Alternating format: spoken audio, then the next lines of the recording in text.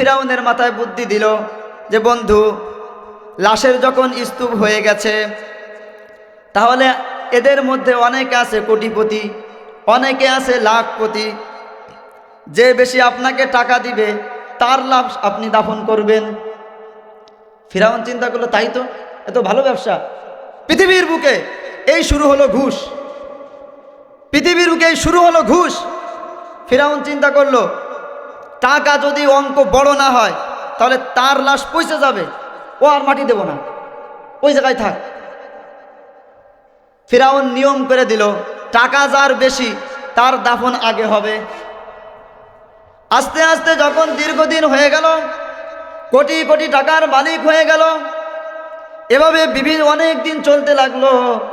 হামান এসে এবার বুদ্ধি দিল, বন্ধু, দেশের থেকে বিতাড়িত হয়েছি, সেখান থেকে তরমুজের খেতে কাজ করেছি, সেখান থেকে মিশরের কেন্দ্রীয় কবরস্থানে দায়িত্ব পেয়েছ, এখানে দীর্ঘদিন হয়ে গেল, অর্থ সম্পদ তো অনেক হয়েছে, এই অর্থ সম্পদ তুমি মানুষের মাঝে বিলি করো, বিলি করলে তোমার লাভ হবে। প্রথমে ছিল ঘুষ। কথাকে খেয়াল করা যায়, বোঝা যায় কথা। ফিরাউন কি করছে? প্রথমে ঘুষ খাওয়া শুরু করছে, এবার খাবে সুদ। এবার শুরু হবে কি? সুদ। হামান বুদ্ধি দিচ্ছে। কে দিচ্ছে? হামানকে? ফিরাউনের বন্ধু। এই যে যত ধরনের কলা কৌশল, কোনো একটার ভিতরে ফিরাউনের কোনো ভূমিকা আছে নাকি? আছে নাকি বলেন? একটা কাজেও ফিরাউনের কোনো ভূমিকা নাই। ভূমিকা কার? হামান টাকের। হামান কিন্তু টাক ছিল, হামান টাকের। এই জন্য দুনিয়ার বুকে চলতে গেলে বন্ধুর প্রয়োজন হয়। আল্লাহ পাক রব্বুল আলামিন বলেন, বন্ধু যদি হামান মার্কা হয় তাহলে জীবন বরবাদ। বন্ধু কারা হবে? আল্লাহ পাক রব্বুল আলামিন পবিত্র কালামুল্লাহ শরীফে বলছেন, ইন্নামা ওয়ালিয়ুকুমুল্লাহু ওয়া রাসূলুহু আল্লাযীনা আমানুল্লাযীনা ইউকিমুনাস সালাহ ওয়া ইউতুনাজ যাকাতা ওয়া হুম রাকিউন।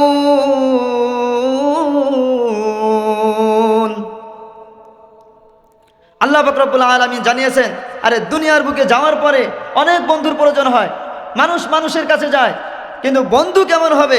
আল্লাহ পাক রব্বুল আলামিন বলেছেন, বন্ধুটা যদি আল্লাহ তাআলা নির্বাচিত না হয়, আল্লাহ পাক রব্বুল আলামিন যাদেরকে বন্ধু বানাতে বলেছেন তাদেরকে যদি বন্ধু না বানান, তাহলে ফিরাউনের মতো জীবনটা আপনার জ্বলে যাবে। আল্লাহ রাসূল সাল্লাল্লাহু আলাইহি সাল্লাম বলেন, তিনটি জায়গায় খালি রাখা যায় না, খালি রাখা জায়েজ নেই। তো আমরা যে কোরআনের মাহফিলে এসেছি, এই কোরআনের মজলিসে ফাঁকা রাখা জায়েজ নেই। আসলে ফাঁকা যদি রাখেন, ওই সমস্ত জায়গায় শয়তান চলে আসে। শয়তান এসে বলবে, আরে ধুর, কি আলোচনা হচ্ছে, চল মেলার ময়দানে ঘুরে আসি, দুনিয়াবি কাজ করে আসি। 2 নম্বর হলো, স্বামী স্ত্রীর মাঝে ফাঁকা রাখা জায়েজ নেই। যারা বিবাহ করেনি তাদের জন্য নাকি? তাদের জন্য না, যারা বিবাহ করেছে তাদের জন্য যদি ফাঁকা রাখা হয়, তাহলে শয়তান এসে ওখানে ধোঁকা দেয়, আরে ধুর, তোর স্বামী ভালো নাকি? স্বামীর থেকে দেবর ভালো। স্বামী ভালো না, স্বামী সারাদিন শাসন করে, সারাদিন খ্যাটখ্যাট করে, স্বামী ভালো না। আবার স্বামীকে শয়তানে ধোঁকা দিবে যে বোর থেকে শালি ভালো। এই জন্য স্বামী স্ত্রীর মাঝে কখনো ফাঁকা রাখতে নেই। এবং 3 নম্বর হলো, নামাজের কাতারে যখন দাঁড়াবো সেখানে ফাঁকা রাখা জায়েজ নেই। তো আমরা যে কোরআনের মাহফিলে এসেছি, আমরা খুশি না বেজার? বলেন তো, আমরা খুশি না বেজার? আল্লাহ রসুল জনাবে মুহাম্মদুর রাসূলুল্লাহ সাল্লাল্লাহু আলাইহি ওয়াসাল্লাম বলেন, দুনিয়ার বুকে ছোট ছোট জান্নাত রয়েছে। সাহাবায়ে কেরাম কথা শুনে বললেন, ইয়া রাসূলুল্লাহ, আমরা শুনেছি মানুষ মরার পরে জান্নাত জাহান্নামের ফয়সালা হয়, কিন্তু আপনি তো বললেন দুনিয়ার বুকে ছোট ছোট জান্নাত রয়েছে, অসংখ্য অগণিত তাহলে দুনিয়ার বুকে জান্নাত বলতে কি বোঝায়?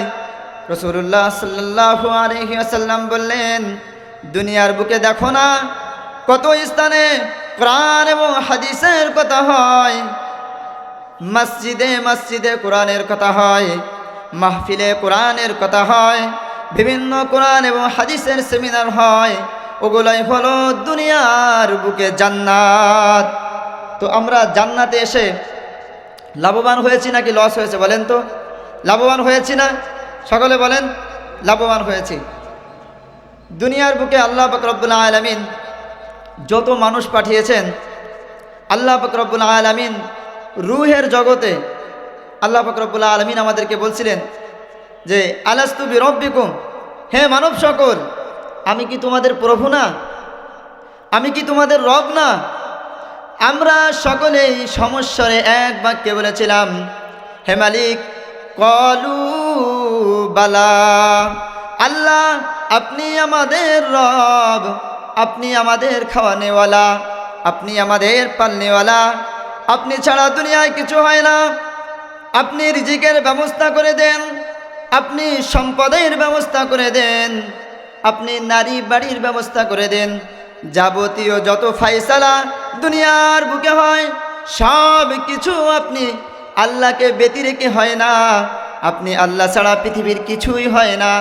অতএব আমরা যে অঙ্গীকার করেছিলাম দুনিয়ার বুকে এসে সেই অঙ্গীকার ভুলে গেছি। কথা বলেন ঠিক কিনা?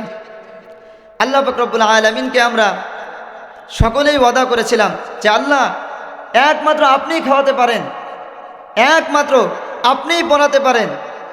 দুনিয়ার বুকে গিয়ে আমরা কথা দিলাম আপনাকে আল্লাহ মেনে, আপনার একত্ববাদ স্বীকার করে আমরা একমাত্র আপনার ইবাদত করব। কিন্তু দুনিয়ার বুকে এসে আমাদের যে অঙ্গীকার ছিল, আমাদের যে ওয়াদা ছিল, সে ওয়াদা আমরা ভুলে গেছি। কেন ভুলে গেছি? পৃথিবীর বুকে মানুষ যত ধরনের অন্যায় করে, পাপের কাজ করে, গুনাহের কাজ করে, নিজের থেকে বন্ধুর কারণে আরো বেশি করে। অনেক মানুষ আছে যারা গুনাহ করতে চায় কিন্তু গুনাহের সিস্টেম জানে না, গুনাহের তরিকা জানে না, মনের ভিতরে গুনাহ থাকে, মন চায় একটু অন্যায় করি, অশ্লীল কাজ করি, তার কাছে উপস্থিত কোনো বুদ্ধি থাকে না। অনেকের বুদ্ধি থাকলেও সিস্টেম থাকে না। এ কারণে পৃথিবীতে যত মানুষ গুনাহ করে, অধিকাংশ গুনাহ করে মানুষ বন্ধুর কারণে, সঙ্গ দোষে। আসলে বন্ধুর কারণে গুনাহ করতে করতে একটা মানুষ জাহান্নাম পর্যন্ত পৌঁছে যায়। আজকে তেমনই একটা আলোচনা ইনশাআল্লাহ আল্লাহ পাক রব্বুল আলামিন আমাকে যদি তৌফিক দান করেন, আমি ইনশাআল্লাহ বিস্তারিতভাবে আপনাদের সম্মুখে আলোচনা করব। আমরা সকলেই জানি ফিরাউন এত বেশি জালেম জুলুম করত এবং এত বড় জালেম ছিল আর এত বদমাশ ছিল, সারা দুনিয়ার বুকে তার নামটা কি লেখা আছে? কি স্বর্ণাক্ষর লেখা আছে নাকি অপমানজনকভাবে লেখা আছে? তো ফিরাউন ওনার দেশে এত বেশি অপকর্ম করত, পাপের কাজ করত, প্রতিদিন 2-4টা মামলা আসতো তার মা বাপের কাছে। আজকে অমুকের ধান ক্ষেত থেকে ধান চুরি করে নিয়ে আসছে, অমুকের গরু করে চুরি করে নিয়ে আসছে, অমুকের সাথে ঝগড়া হয়েছে, বাজারের ভিতরে অমুককে কি মেরে দিয়েছে। এইরকমভাবে একের পর এক যখন মামলা আসতে শুরু করলো, পিতামাতা অতিষ্ঠ হয়ে ফিরাউনকে ত্যায্য করে দিল যে না, এই ছেলেকে আর রাখা যাবে না। যার কারণে প্রতিদিন 2 থেকে 4টা করে মামলা আসে। আমরা এখন বিরক্ত, এর কথা আর আমরা শুনবো না, ছেলে হিসেবে পরিচয় দিব না, দেশ থেকে বিতাড়িত করতে হবে। তো পিতামাতা পরামর্শ করে বলল যে তোমার মতো সন্তান যদি থাকে তাহলে আমাদের আর এদেশে থাকা হবে না, অতএব তুমি আজ থেকে বাড়ি হারা হয়ে যাও, বাড়িতে এসো না। ফিরাউন যখন দেখলো পিতামাতার যে আশ্রয়স্থল, সেখান থেকে যখন বিতাড়িত হয়েছি, অন্যায় জুলুম পাপের কাজ করেছি, সারা পৃথিবীতে খোলা আসমান ছাড়া আমার কোনো যাওয়ার জায়গা নাই, পিতামাতা থাকা সত্ত্বেও যদি এদেশে আমার বসবাসের যোগ্য না হই আমি, তাহলে এদেশ থেকে আমি চলে যাব। ফিরাউন সিদ্ধান্ত করলো যে না, পিতামাতা থাকার পরেও যদি আমি এদেশে না থাকতে পারি, এ দেশেই থাকবো না। ফিরাউন সিদ্ধান্ত নিল আমি এদেশ ছেড়ে আমি চলে যাব মিশর। তো ফিরাউন যখন হাঁটি পাই করে আস্তে আস্তে করে বর্ডার পার হচ্ছিল, তো মানুষ যখন বর্ডার ক্রস করে পাসপোর্ট ছাড়া কি করে, হাসিতে নাকি কান্নাকাটি করে? মন খারাপ থাকে না? মন খারাপ করে, দুঃখ ভরা। কারণ মায়ের কাছ থেকে তো বিতাড়িত হয়ে কি আর এক দেশে চলে যাচ্ছে, তো এখানে তো দুঃখ করা উচিত। বুক ভরা দুঃখ নিয়ে বর্ডার আস্তে আস্তে ভীত অবস্থায় পার হচ্ছে। তো ফিরাউনের বন্ধু হামানটা, তা হামান বলতেছে, বন্ধু কোথায় যাচ্ছ? বলছে বাড়ি থেকে বিতাড়িত হয়েছি, আমার কারণে অতিষ্ঠ হয়ে আমার পিতামাতা আমাকে ত্যায্য করেছে, তো আমি আর এদেশে থাকবো না, আমি মিশরে যাব। তা বন্ধু হামান ডাক দিয়ে বলে, বন্ধু আমিও যাব। ফিরাউন ডাক দিয়ে বলেন, বন্ধু তুমি কেন আমার সাথে যাবা? পিতামাতা তো আমাকে ত্যায্য করে দিয়েছে, আমার অন্যায় অত্যাচার জুলুমের কারণে পিতামাতা আমাকে দেশ থেকে বের করে দিয়েছে, বাড়ি ছাড়া করেছে, তুমি কেন আমার সাথে যাবা? আমার হৃদয়টা ভেঙে যাচ্ছে, আজকে পিতামাতা হারা হয়ে এক দেশ থেকে আর এক দেশে চলে যাচ্ছি। আমার তো দেশের জন্য মায়া হয়, পিতামাতার জন্য মায়া হয়, কিন্তু তুমি কেন যাবা? কয় বন্ধু আমারও একই অবস্থা, আমারও একই অবস্থা, ও কাজ আমিও করি, আমার পিতামাতাও আমাকে ত্যায্য করছে, চলো বন্ধু দুইজনে একসাথে পালাই। তো ফিরাউন আর বন্ধু হামান দুইজনে চলছে মিশরে। হাঁটি হাঁটি পায়ে করে যখন দীর্ঘ পথ অতিক্রম করেছে, ক্ষুধার যন্ত্রণায় পা চলে না, কোথাও কোনো বাড়ি ঘর নাই, কোথাও কোনো খাদ্য খাবার নাই। হামান বলতেছে, বন্ধু এভাবে আর কত দূর, পেটে তো খাবার নাই, পা চলতেছে না, কোনো একটা ব্যবস্থা করো, খাবার যদি না হয় তাহলে সামনে পা চলবে না, এক্ষুনি একটা ব্যবস্থা করা লাগবে। ফিরাউন বলল, দাঁড়াও দেখি, ব্যবস্থা হয়ে যাবে, বাড়ি থেকে যখন অন্য দেশে আসছি ব্যবস্থাটা করেই ছাড়ব। কি ব্যবস্থা? হাঁটতে হাঁটতে সামনে দেখছে একটা তরমুজের বিশাল ক্ষেত। তো আপনারা জানেন আমি ফিরাউনের পুরা জীবনী পড়ে দেখেছি, ফিরাউনের যে চেহারা, ফিরাউনের যে বডি ফিটনেস, সুন্দর, এক কথায় যেমন উঁচু লম্বা সুঠাম দেহের অধিকারী, যে কোনো মানুষ দেখলে টাসকি খেয়ে যাবে। ক্ষেতের যিনি মালিক ছিলেন তাকে বললেন, ভাই অনেক সময় ধরে ক্ষুধার্ত, অনেক সময় ধরে কিছু খাই না, আমরা দুই বন্ধু এসেছি একেবারে ক্ষুধার্ত অবস্থায়, আমাদের কি কিছু খেতে দিন, একেবারেই পা চলছে না। ক্ষেতের মালিক বলতেছে, তোমরা কারা? বলছে অত শত দরকার নাই, পরিচয়ের দরকার নাই, পেটে খিদা, আগে খাবার দেন। বলছে না না, শর্ত আছে, যদি খেতে চান তাহলে শর্ত আছে, শর্ত হলো আমার তরমুজ বাগানে পানি দেওয়া লাগবে, ফিরি ফিরি কোনো খাবার হবে না। আজকাল দেশের অবস্থা এরকম, দেখবেন অনাথ অসহায় এতিম মিসকিন আজকে দাঁড়ে দাঁড়ে বারে বারে ঘুরে বেড়ায়, কি বেড়ায় না বলেন? শর্ত দিয়ে দেয়, আগে কাজ করো এরপরে কি খাবার। তো কৃষক যখন শর্ত দিয়ে দিল প্রত্যেকটা তরমুজের গোড়ায় এক বালতি করে পানি দেওয়া লাগবে, তারপরে তোমাদের জন্য খানা মিলবে।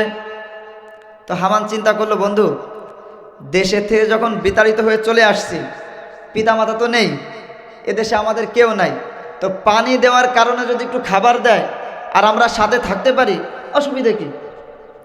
ফিরাউনের কার্য এত সুন্দর ছিল, এত সুন্দর, এত পরিপাটি ছিল, প্রত্যেকটা গাছের গোড়ায় এক বালতি করে পানি দিয়েছে। তো কৃষক চিন্তা করলো, শোনো আজকে থেকে তোমরা আমার এই তরমুজ খেতে কাজ করবা, বিনিময় কি? পেটে ভাতে। বিনিময় কি? পেটে ভাতে খাওয়া, যত পারো পেটে ভাতে, কোনো বেতন নাই। তো হামান চিন্তা করলো, বন্ধু এই হলো আমাদের সূচনা, এদেশে যদি থাকতে হয়, এদেশে যদি রাজত্ব করতে হয়, এদেশের যদি প্রধানমন্ত্রী হতে হয়, তাহলে এইটাই, এই তরমুজ বাগান থেকে হলো আমাদের সূচনা শুরু হলো। আমরা যখন মাথা গোঁজার ঠাঁই পেয়েছি, খাবারের যখন ব্যবস্থা হয়েছে, টাকার ব্যবস্থাও হয়ে যাবে। দেখেন এই বুদ্ধি কার ছিল বলেন তো, একটু জবান খুলে কার ছিল বলেন? ফিরাউনের কিন্তু এই বুদ্ধি ছিল না। বুদ্ধিটা দিল কে? বন্ধু। কে দিল? বন্ধু। এই বন্ধু মানুষকে কত ক্ষতির ভিতরে ডুবিয়ে দেয় তার একটা নজির ফিরাউন তৈরি করে গেছে। ইনশাল্লাহ আল্লাহ যদি সময় দেয় তাহলে আপনাদের সামনে পরিপূর্ণভাবে তুলে ধরব।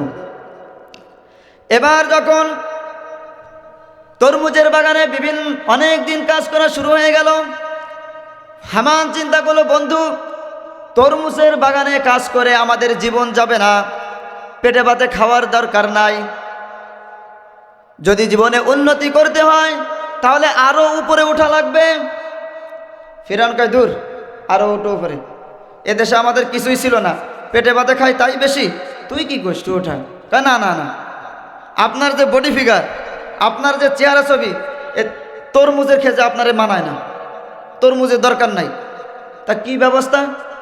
আপনি শোনেন নাই, এদেশে মিশর থেকে সরকারিভাবে কবরস্থানে লোক নিচ্ছে, আপনি জানেন না?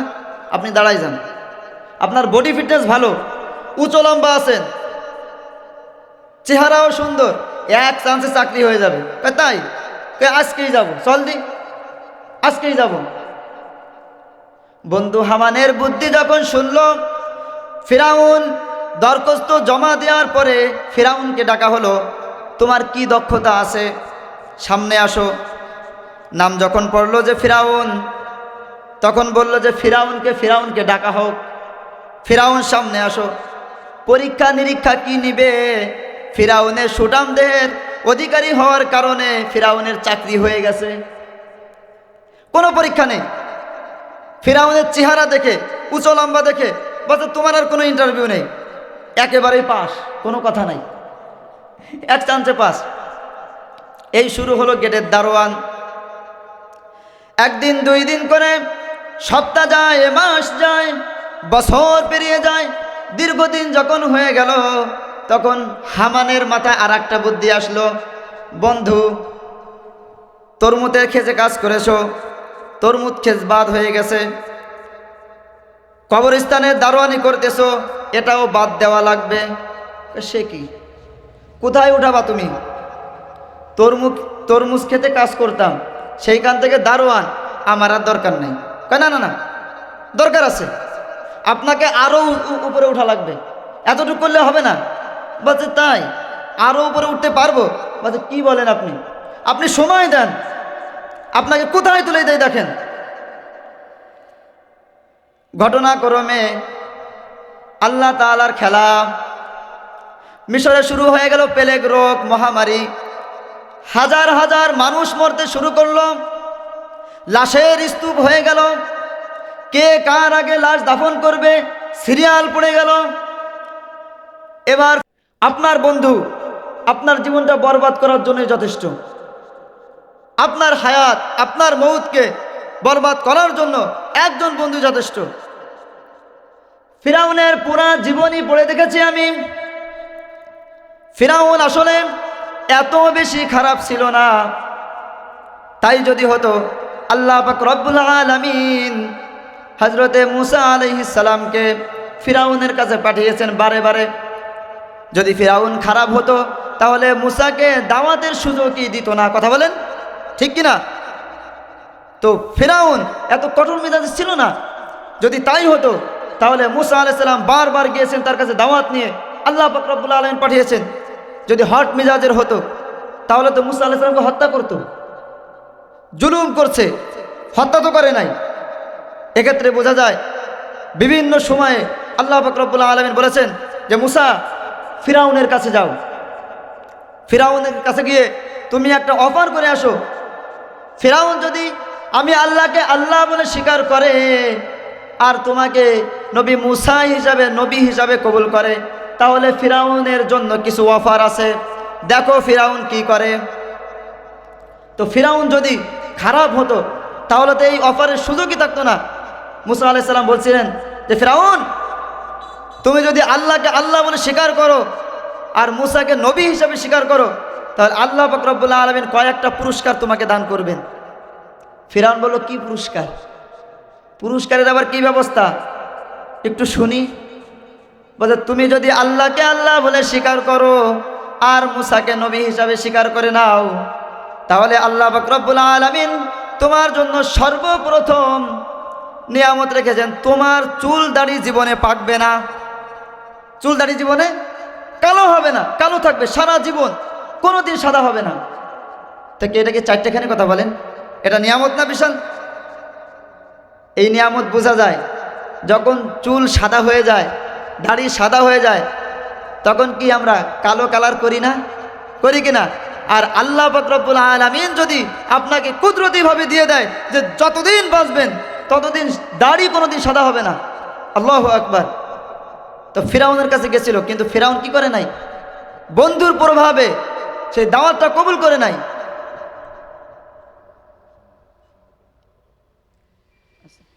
ব্যাপক আলোচনা ওইভাবে হয় না হঠাৎ করে। আচ্ছা, যে কথা বলতেছিলাম খেয়াল করে শোনেন। ফিরাউন এবার চিন্তা করলো, সত্যিই তো হামান বুদ্ধি যে দিয়েছে, মানুষের মাঝে যখন টাকা ছড়াবো তখন মানুষ আমার কিনা হয়ে যাবে, আর আজ না হোক কাল যখন আমি মানুষকে একটা কথা বলবো, সেই কথা মানুষ কি কাজে লাগাবে। আমাদের দেশে টাকা ছেড়ে রাখে না, বলেন ওটা কি মানুষের উপকার না সুদ? কি বলেন? আল্লাহু আকবার। এই সুদের ব্যবসা, এই টাকা ছড়ানো সম্পূর্ণ হারাম। আহাল্লাল্লাহুল বাইআ ওয়া হাররামার রিবা। আল্লাহ পাক রব্বুল আলামিন বলছেন, আরে ব্যবসা করো, ব্যবসাকে আল্লাহ পাক রব্বুল আলামিন হালাল করেছেন, সুদকে আল্লাহ পাক রব্বুল আলামিন হারাম করেছেন। এই সুদের ব্যবসা, ঘুষের ব্যবসা ফিরাউন সর্বপ্রথম শুরু করেছে কবরস্থান থেকে। কোথা থেকে বলেন?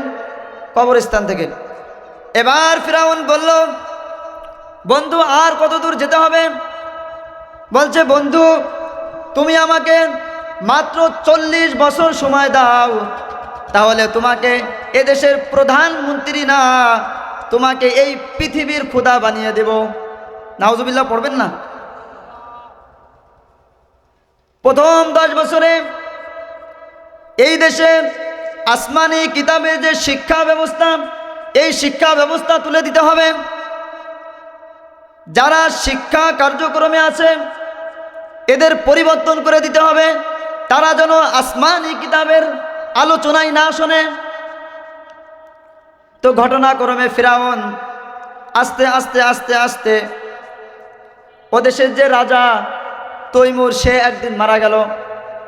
হঠাৎ করে মারা যাওয়ার পরে হামান বুদ্ধি দিচ্ছে, বন্ধু এবার তুমি প্রধানমন্ত্রীর আসনে বসো।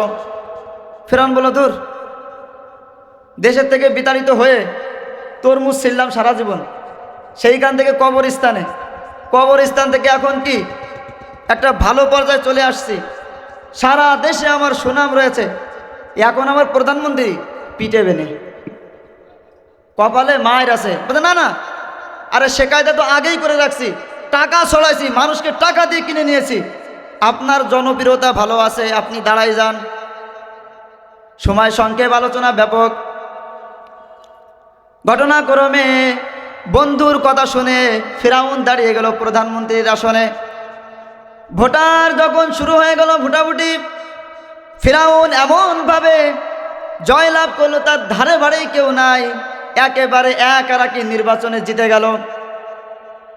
এরপরে হামান বলল, বন্ধু 10 বছরের শিক্ষা কার্যক্রম আসমানি কিতাব তুলে দিতে হবে। ফিরাউন বলল, আসমানি কিতাব কিভাবে তোলা যায়? বলছে, আসমানি কিতাবের যত আলেম আছে সবাইকে দুনিয়া থেকে বিদায় করা লাগবে। কি করা লাগবে বলেন? দুনিয়া থেকে বিদায় করা লাগবে। কিন্তু আপনি যখন আলেমদের উপরে টার্গেট করবেন তখন আপনিও টার্গেটে পড়ে যাবেন। আলেমদের নামে এমন এমন অপবাদ দিবেন যাতে করে মানুষ আস্তে আস্তে, দুনিয়ার সমস্ত মানুষ আলেমদেরকে ঘৃণা করে।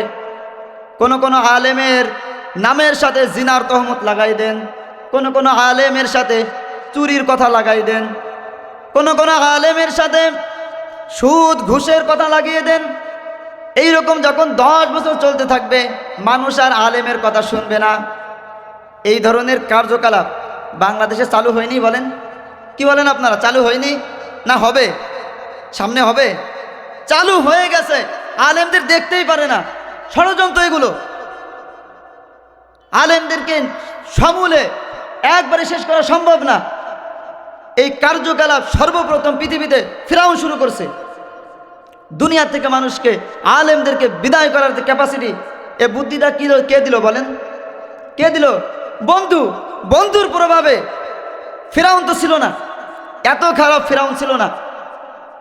বন্ধুর প্রভাবে, বন্ধুর কথায় আজকে প্রধানমন্ত্রী থেকে একটু পরে খোদায় চলে যাবে।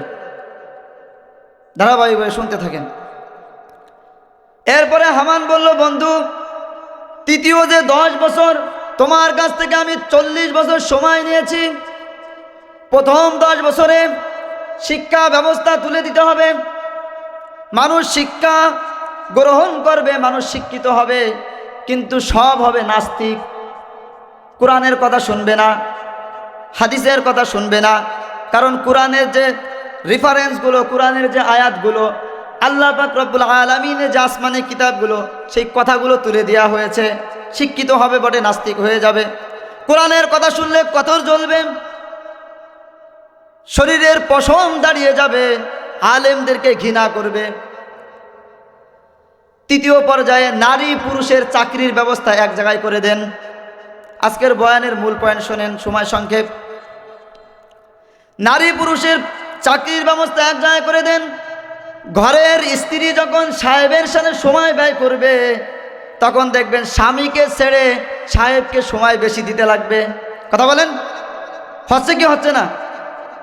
হঠাৎ করে স্বামীর আর্জি, কি হলো, সন্তান তো আমার মতো দেখা যায় না, কি বলেন, হয় না?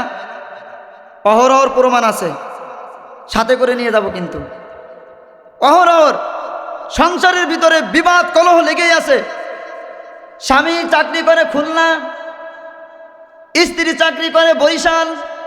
স্বামীর আর্জি, ছেলে তো আমার মতো না। কি ঘটনা ঘটলো? স্ত্রী বলে আল্লাহ দিছে, যা দেওয়ার কি আল্লাহ করছে, মানে উনি কিছু জানে না। দুইজন দুই রাস্তায় থাকে, ছেলে মেয়েগুলো মাঝখানে আল্লাহ আল্লাহ জিকির কাটবে বলেন। এই কারণেই তো পিতা মাতার শাসন না থাকার কারণে আজকে জিনা, ব্যভিচার, সুদ, ঘুষ সব বেড়ে গেছে। আজকে কেন মানুষ দিন থেকে দূরে? নৈতিকতা, শিক্ষা, কোরআনের আলো, হাদিসের আলো পিতা মাতা থেকে যতটুক পাবে। একজন তো বরিশাল, আর একজন তো খুলনা, শিখাবে কে বলেন? আপনার আমার ছেলে গার্লফ্রেন্ড নিয়ে বাসায় আসতেছে, পিতামাতা জানে না। মেয়ে যখন স্কুল শেষ করে আসছে, তখন বয়ফ্রেন্ড একজন সাথে করে নিয়ে আসছে, পিতা জানে না। তো এ দোষটা কার?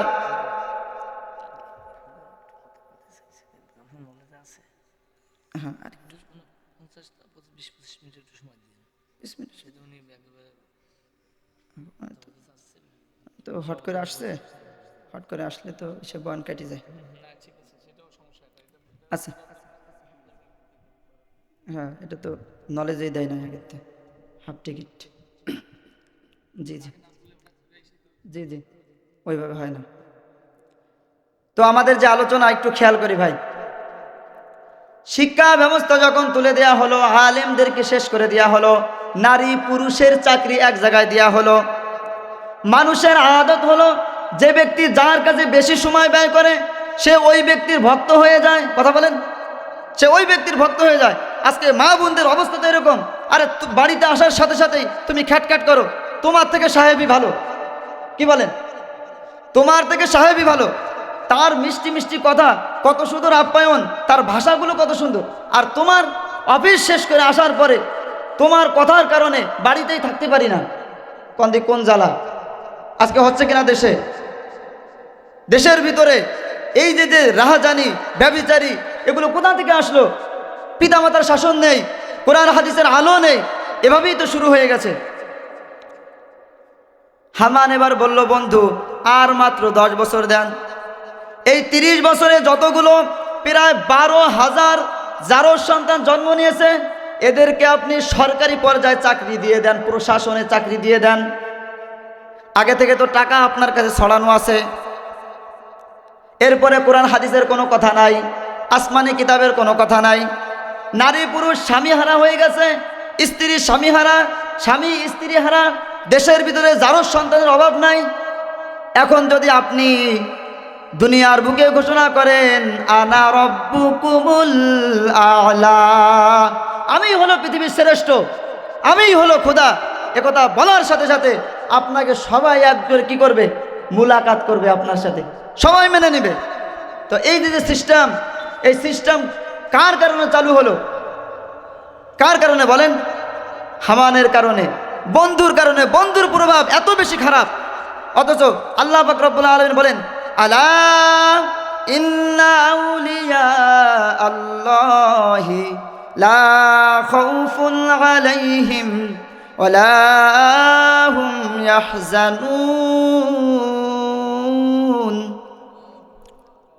আল্লাহ পাক রব্বুল আলামিন বলতেছেন সাবধান, দুনিয়াতে কত মানুষকে বন্ধু বানাইলা, আরে আমি আল্লাহকে একবার বন্ধু বানাই দেখো। আল্লাহকে যদি বন্ধু বানাতে পারো, ওয়ালা খাউফুন আলাইহিম ওয়ালা হুম ইয়াহজানুন, কোনো ভয়ও নাই, কোনো ডরও নাই।